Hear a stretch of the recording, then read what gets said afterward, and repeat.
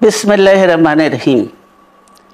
প্রিয় নেতৃবৃন্দ, সহকর্মীবৃন্দ, সকল সুবর্ণাতিগণ, আসসালামু আলাইকুম। প্রতি বছর মে মাসের এই দিনটি আমাদের পরিবারে আসে এক বেদনা বিধুর স্মৃতি নিয়ে।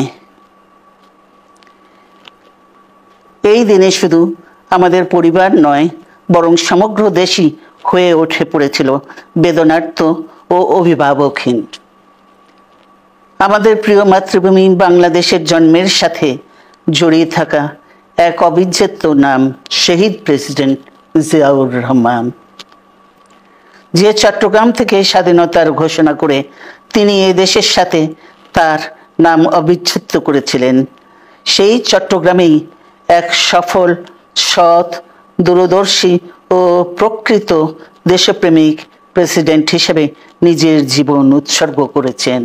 এদেশে গণতন্ত্র, স্বাধীনতা, সংবাদপত্র ও বিচার বিভাগের স্বাধীনতা, স্বনির্ভরতা ও উন্নয়ন এবং নিজস্ব জাতীয়তাবাদ সৃষ্টির অনন্য রূপকার শহীদ জিয়া, যে গণতন্ত্র প্রতিষ্ঠা আর সার্বভৌমত্ব রক্ষার লড়াইয়ে তিনি শাহাদাত বরণ করেছেন, সেই গণতন্ত্র নিরবচ্ছিন্ন যাত্রা আজও বাধাগ্রস্ত হচ্ছে প্রতি পদে পদে।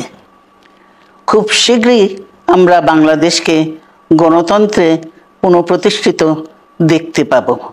এই হোক শহীদ জিয়ার শাহাদাত বার্ষিকীতে আমাদের অঙ্গীকার।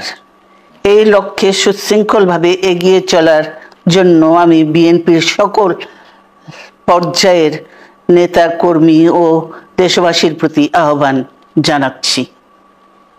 মনে রাখবেন, সবার জন্য গণতন্ত্র ও উন্নয়নের মাধ্যমে সকল সমস্যার সমাধানের যে রাজনীতি শহীদ জিয়া রেখে গেছেন, তা বাস্তবায়নের মাধ্যমে তার প্রতি শ্রদ্ধা জানাতে হবে।